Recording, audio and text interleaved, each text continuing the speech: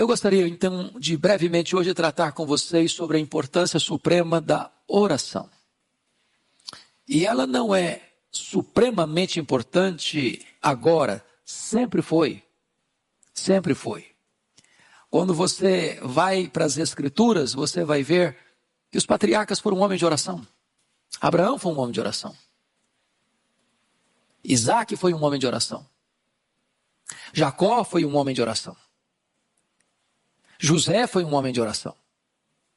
Você vai encontrar Moisés, o grande legislador e libertador, como um grande intercessor da nação. Você vai encontrar Josué, o grande conquistador da terra prometida, como um homem de oração. Você verá o primeiro juiz, o último juiz de Israel, o mais importante deles, Samuel, dizendo para o povo: longe de mim pecar contra Deus, deixando de orar por vós. Os reis mais importantes da história de Israel foram homens de oração. Davi foi um homem de oração. Salomão foi um homem de oração. Asa foi um homem de oração. Josafá foi um homem de oração. Ezequias foi um homem de oração. Josias foi um homem de oração. Aí você adentra as páginas do Novo Testamento e você verá que João Batista, o precursor do Messias, o grande pregador, era conhecido como um homem de oração. Jesus, como um homem perfeito, um homem de oração. Os apóstolos todos foram homens de oração. Os pais da igreja foram homens de oração. Os pré-reformadores foram homens de oração. Todos os reformadores foram homens de oração. Os avivalistas, os grandes missionários, aqueles que impactaram a história com a presença do Evangelho, com a pregação do Evangelho, foram homens de oração. E hoje, eu gostaria que nós pousássemos os olhos e concentrasse nossa atenção no texto que trata de oração. E a primeira coisa a destacar é a primazia da oração. Então veja comigo no verso 1, algo interessante. Todos nós conhecemos João Batista como profeta e pregador. Essa é a grande marca dele.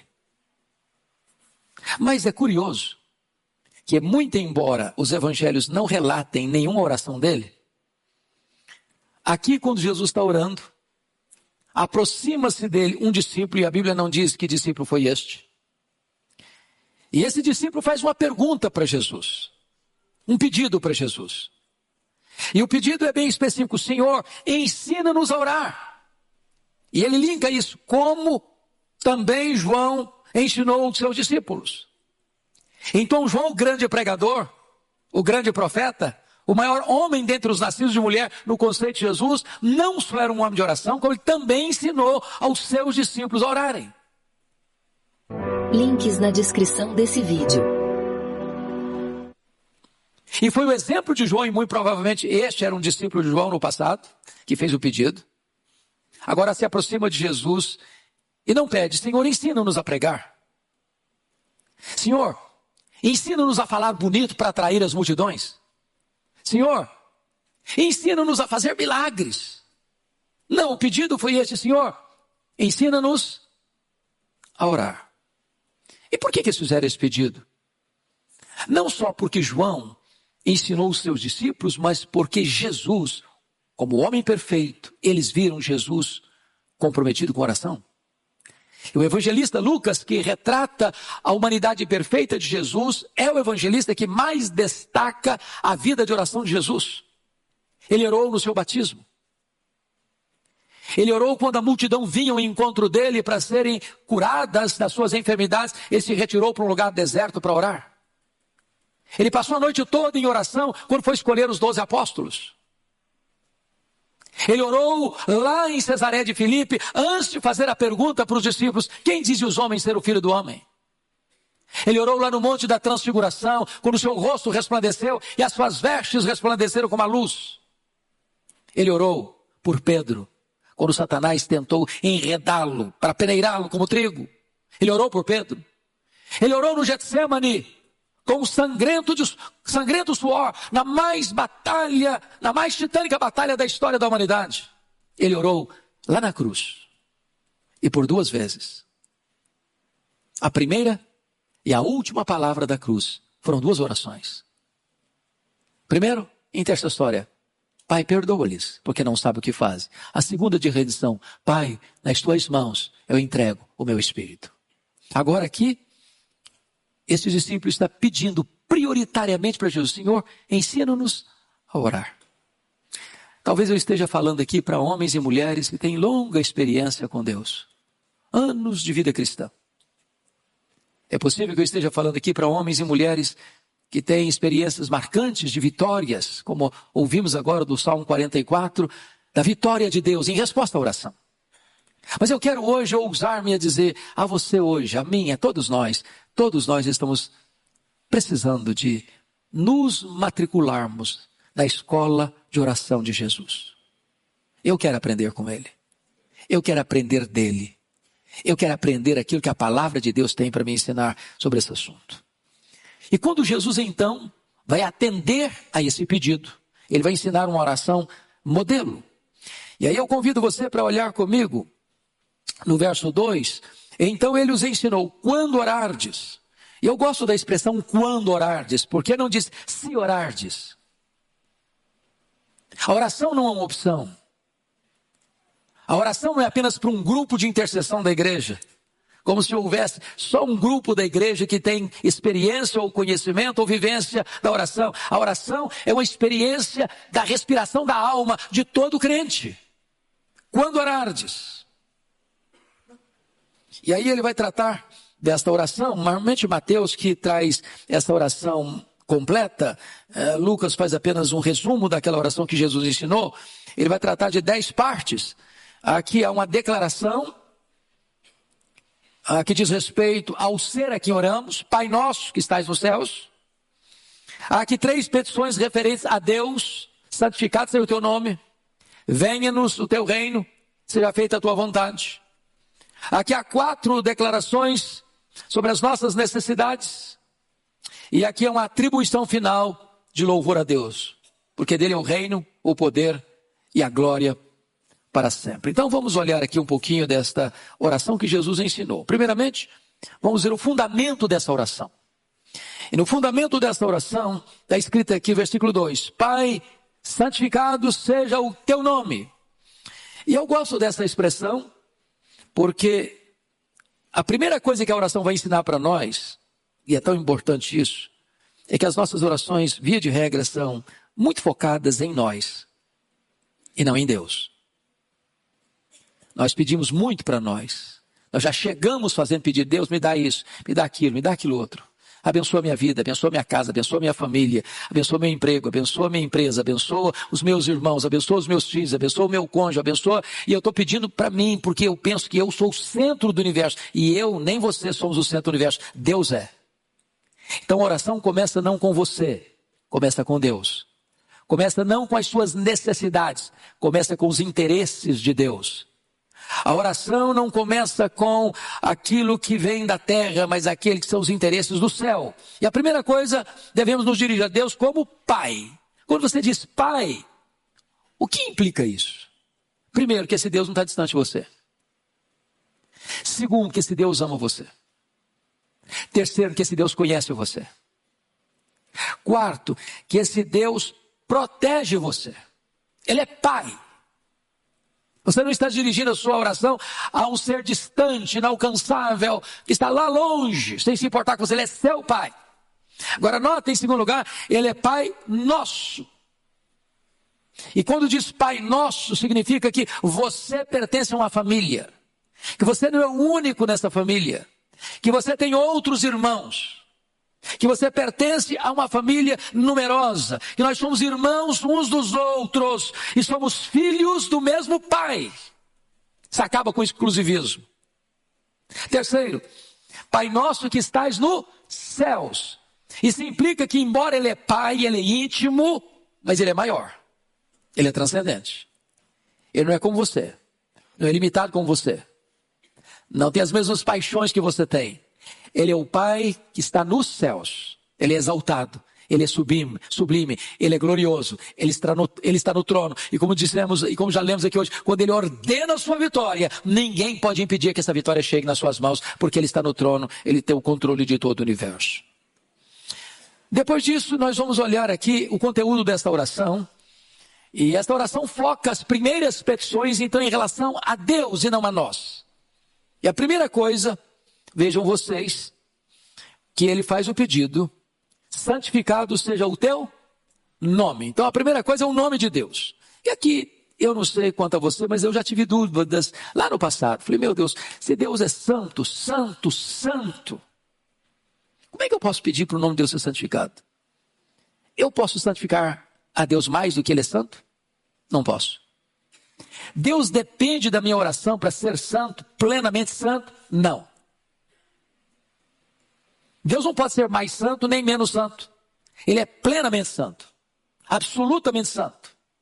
Aliás, a santidade, diríamos que é o grande atributo de Deus, porque dos atributos de Deus, você nunca vai dizer justo, justo, justo, amor, amor, amor, bondade, bondade, bondade. Você vai encontrar santo, santo, santo. Quando você diz santo, você define. Quando você diz santo, santo, você enfatiza. Quando você diz santo, santo, santo, você coloca em grau superlativo. Ele é absolutamente santo. Mas quando você ora para que o nome de Deus seja santificado, você não está agregando valor à sua plena santidade. Você está pedindo que o nome de Deus seja reverenciado, respeitado, honrado, temido, obedecido.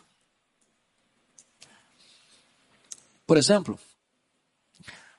todos vocês assistiram a abertura das Olimpíadas e você viu a profanação que fizeram com a ceia. Nós devíamos orar para que Deus produza temor nos corações, para que eles não blasfemem do nome de Deus. Isso tem a ver com essa oração. Agora em Gravataí, Rio Grande do Sul, está para se consagrar um altar a Lúcifer. As leis municipais impediram que a inauguração acontecesse quando eles queriam, mas nós deveríamos orar para que as pessoas temessem ao único Deus vivo e verdadeiro e não blasfemassem do nome de Deus. Quando você ora para que o nome de Deus seja santificado, é nesse sentido, para que o nome dele, que é santo, santo, santo, seja reconhecido e respeitado e reverenciado por todos. Segundo, venha o teu reino. E é importante entender o que é isso. Porque algumas pessoas, dentro do arcabouço teológico delas, elas imaginam que esta oração ela é postergada para depois da volta de Jesus. Como se esse reino aqui só virá com o que eles entendem de milênio na terra. Não, essa oração não é para o futuro, essa oração é para agora, é para hoje. E o que significa venha o teu reino? Significa... O reino de Deus é o governo de Cristo no coração das pessoas. Quando uma pessoa é convertida a Cristo, o reino de Deus chegou até ela. Ela passa a estar dentro da jurisdição do rei. Ela foi transportada do império das trevas para o reino da luz. E o reino da luz é o reino de Cristo. Onde o Senhor Jesus governa uma pessoa, aí chegou o reino. Então não é possível eu fazer esta oração, venha o teu reino, e nunca abrir a minha boca para testemunhar do evangelho de Cristo. Porque o reino vem quando? O reino vem quando alguém se submete ao rei. E quando é que alguém se submete ao rei? É quando ele é convertido ao Senhor, quando ele arrepende dos seus pecados e reconhece Jesus Cristo como seu Salvador. É isso que nós estamos pedindo. É tarefa da igreja, portanto, dar visibilidade ao reino invisível, o governo de Cristo nos corações. Mas, seja feita o quê? A tua vontade, assim na terra como nos céus, diz o texto de Mateus 6. E aqui, irmãos, essa oração está na contramão de algumas teologias bem prevalecentes hoje. Porque vocês conhecem, infelizmente, uma influência de uma teologia equivocada que medrou no mercado religioso, da chamada confissão positiva, ou das pessoas chegarem para Deus e determinarem as coisas. Eu determino, eu rejeito, eu proíbo, eu decreto. É como se vida cristã fosse que a sua vontade prevalecesse no céu e não que a vontade do céu prevalecesse na terra. Mas a oração não é que a minha vontade domine o céu. A oração é que a vontade de Deus domine a terra. A oração é quando você se curva diante de Deus, para que a vontade de Deus, que ela é perfeita, lá no céu não há conflito, não há tensão. Não há desobediência, não há rebelião. Os anjos de Deus são preservados de tal maneira que não há queda no mundo angelical mais, como não há recuperação no mundo das trevas mais. Tem muita gente tola dizendo, não, quem sabe Satanás se converte? Não, ele não vai se converter nunca. Nem os demônios. Isso é irremediável, isso é irreversível. Como não haverá mais queda no mundo angelical? Então lá no céu a vontade de Deus é plenamente aceita, é perfeita, é completa, é cabal. E o que nós estamos pedindo é que assim como a vontade de Deus é feita lá no céu, que ela seja feita aqui também na terra. Que eu me dobre, que eu me curve à boa, agradável e perfeita vontade de Deus. Então este é o conteúdo da oração, nas petições em relação a Deus. Mas agora, na oração de Jesus, ele vai trazer o conteúdo das petições em relação a nós. E tem 3 coisas aqui. Primeiro, necessidade presente. Dívida passada, tentações futuras. É isso que eu preciso. Primeiro, necessidade presente. O que ele está pedindo para nós aí? O pão nosso, cotidiano, dá-nos de dia em dia. Agora vamos entender algumas coisas. Na petição, esse pão nosso tem a ver lá com o maná, lembra? O maná vinha todo dia. Se recolhesse, essa semana eu quero dar uma descansada no final de semana, então vou recolher 3 dias para eu não ter que recolher maná todo dia. O que aconteceu com o maná? Apodrecia. O que Deus queria ensinar ao povo? Que você precisa depender de Deus a cada semana, a cada mês, a cada ano? Não, todo dia. Então, outra coisa, ele não está pedindo o luxo nosso de cada dia. Ele está pedindo o pão nosso de cada dia. Outra coisa, não é um pedido egoísta, o pão meu. É o pão nosso. Implica aqui que eu tenho que ser o quê? Generoso. Terceiro, não é o pão para eu acumular avarentamente. É o pão nosso para eu distribuir generosamente. Então, o que o texto está querendo dizer é que Deus é o Deus que supre as nossas necessidades diárias e não a nossa ganância insaciável. Esse é o primeiro ponto. Por pão nosso de cada dia, é claro que está embutido aqui todas as nossas necessidades físicas e materiais. Quer dizer que Deus se importa em sustentar você, em prover para você o que você precisa. Segundo lugar, a dívida passada. Porque ele diz assim, perdoa-nos os nossos pecados. Lá em Mateus diz, perdoa-nos as nossas dívidas. Assim como nós temos perdoados aos nossos devedores. E aqui está falando que pecado é dívida e dívida é pecado. A pergunta que eu faço a você é, se é perdoa-nos, não é perdoa as dívidas, não, perdoa-nos as dívidas. Não é perdoa os pecados, perdoa-nos os pecados. Deus não está perdoando o pecado, Deus está perdoando você. Você já percebeu quando a gente vai ler o texto, a gente corta esse pedacinho? Perdoa os pecados, não é perdoa os pecados, perdoa-nos os pecados, perdoa-nos as dívidas. A pergunta que eu faço a você é essa, qual é o tamanho dessa dívida que você e eu temos com Deus? Como nós poderíamos pagar essa dívida? Que dinheiro seria o suficiente para pagar essa dívida? Ou, qual a montanha de sacrifícios que eu poderia fazer para quitar essa dívida? Quanto de oferta eu teria que dar para Deus para que essa dívida fosse quitada? E a resposta das Escrituras de Gênesis e Apocalipse é que eu não tenho como pagar essa dívida. Ela é impagável. Na parábola de Jesus, que ele ilustrou, é como se fosse uma dívida de 10 mil talentos lá no primeiro século, que representava 150 mil anos de trabalho, ganhando um denário por dia, que era o salário da época. Ou seja, impagável. E o que ele está pedindo? Perdoa-nos as nossas dívidas. De que maneira? Assim como nós perdoamos aos nossos devedores. Então Jesus condiciona o perdão da imensa e impagável dívida ao perdão que você precisa oferecer ao seu irmão. Não há perdão vertical sem haver a horizontalidade do perdão.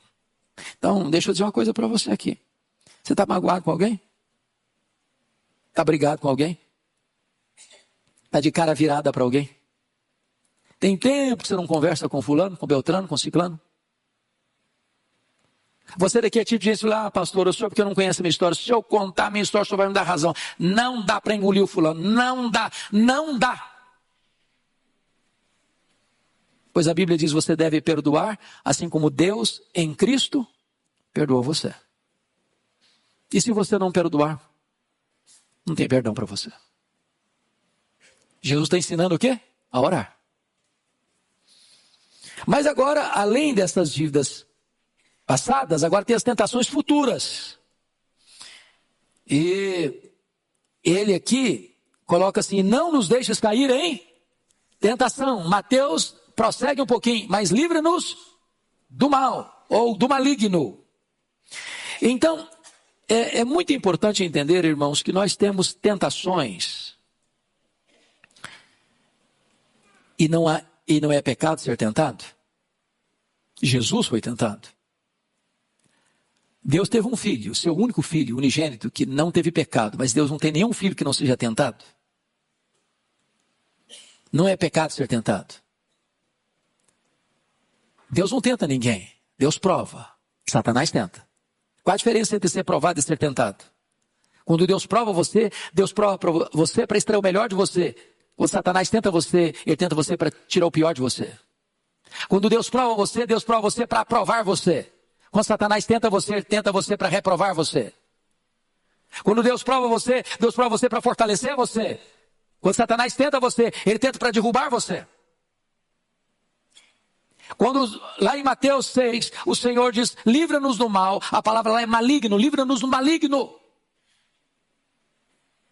Das ciladas dele, das artimanhas dele, dos estratagemas dele, das setas inflamadas dele, dos ardis dele. Então nós precisamos não só de sustento, nós precisamos não apenas de perdão, nós precisamos também de livramento dos laços do inimigo, do laço do passarinheiro, das ciladas que são armadas no nosso caminho. Precisamos pedir todo de Deus, me livre disso, me livre disso, me livre disso, Senhor. Pode ser uma tentação carnal, pode ser um problema financeiro, pode ser um problema de vaidade, pode ser um problema de ordem relacional, pode ser um problema de ordem sentimental. O Senhor está dizendo o seguinte, ensinando, olha, peça a Deus para livrar você desses ardis, dessas ciladas, dessas arapucas de Satanás. Pois bem,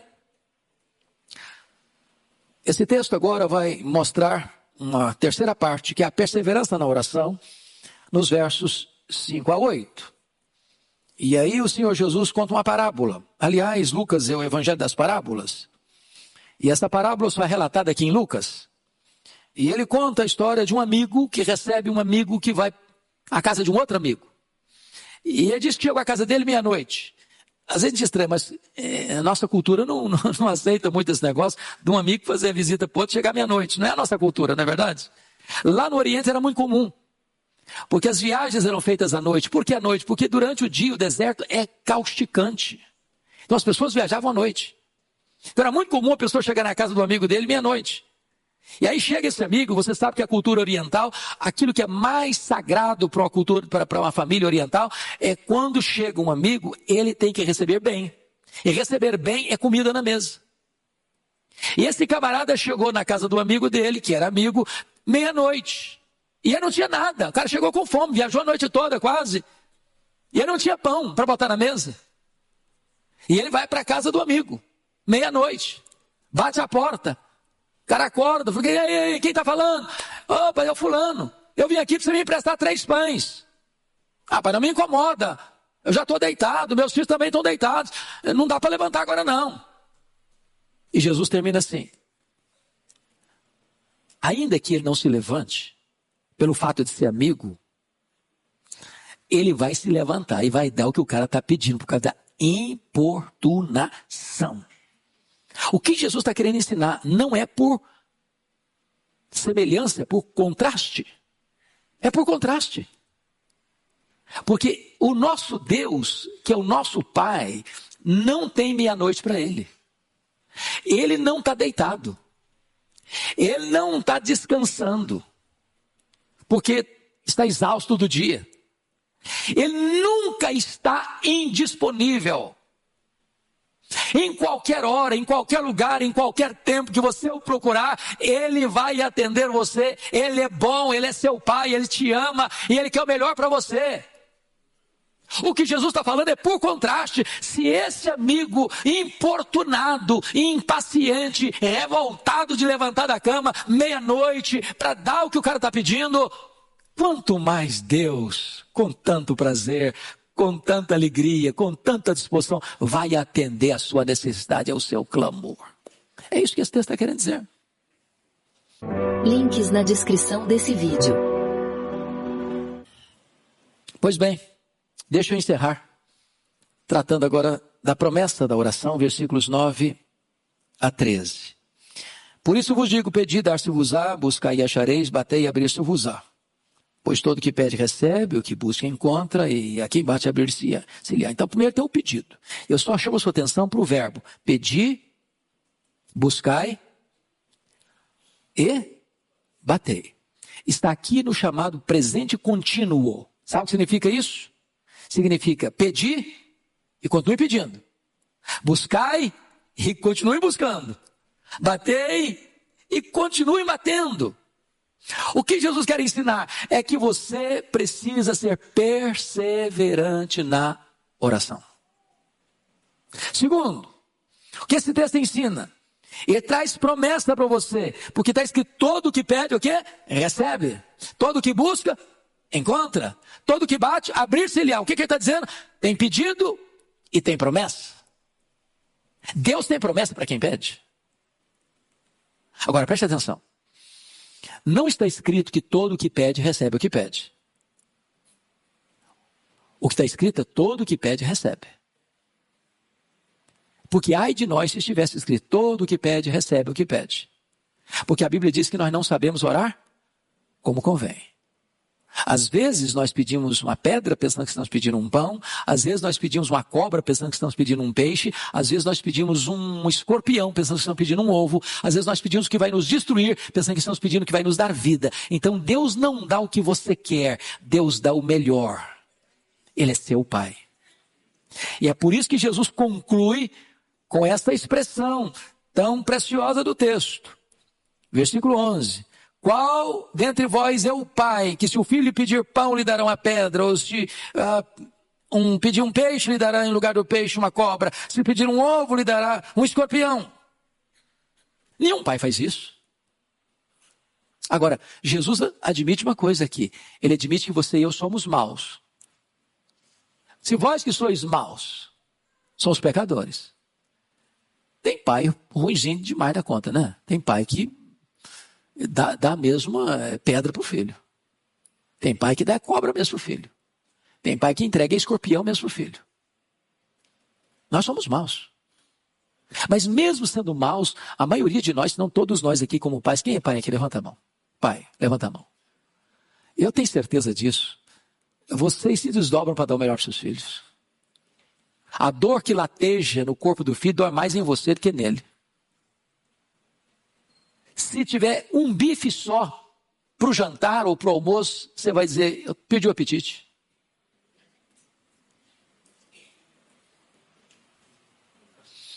O meu pai foi um desbravador na região que ele viveu, lá no Espírito Santo. E ele precisava andar a pé 42 quilômetros para comprar querosene, que não tinha luz elétrica, e comprar açúcar, porque logo que eu chegou não tinha plantação de cana ainda. Estava desbravando. E ele não tomava o café com açúcar, porque era o costume da época. Hoje é chique tomar café sem açúcar. Naquela época não. Naquela época o cara era pobre mesmo, não tinha dinheiro. E ele tomava café sem açúcar, porque o que tinha, ele dava para os filhos. Então, nós, sendo maus, sabemos dar boas dádivas aos nossos filhos. E aí, por contraste agora, Jesus diz assim: quanto mais o vosso Pai Celeste vos dará o Espírito Santo a quem lhe pedirem. Note que Mateus diz as coisas boas, mas Lucas fala o Espírito Santo. Por quê? Porque o Espírito Santo é a maior e a melhor dádiva de Deus a você e a mim. Ele nos é dado em resposta à oração. Isso me deu uma pulsada na alma hoje, viu, Orivão? Falei, meu Deus, nós já temos o Espírito Santo. Nós já somos habitados pelo Espírito Santo. Nós já fomos batizados no corpo de Cristo pelo Espírito Santo. Nós já fomos selados pelo Espírito Santo. Nós já temos o Espírito Santo em nós como o penhor da nossa redenção. O Espírito Santo já veio e para morar em nós, o nosso corpo já é o templo do Espírito Santo. O Espírito Santo está nos santificando. O Espírito Santo nos deu dons espirituais. O Espírito Santo produz em nós fruto, mas eu posso ter mais do Espírito Santo. E eu vou ter mais do Espírito Santo, ou o Espírito Santo vai ter mais de mim se eu pedir. Se eu pedir. Tem dádiva melhor que o Espírito Santo? Tem coisa melhor do que o Espírito Santo vindo sobre nós, tomando conta da nossa vida, nos enchendo, nos transbordando? Eu não sei dar as melhores dádivas, mas o Pai Celeste dá as melhores dádivas. A melhor dádiva que o Pai Celeste tem é o Espírito Santo. Porque com o Espírito Santo você tem todos os desenvolvimentos de todas as bênçãos espirituais. Que Deus nos abençoe, irmãos, para que nós tenhamos uma vida plena de oração, que agrade ao Senhor.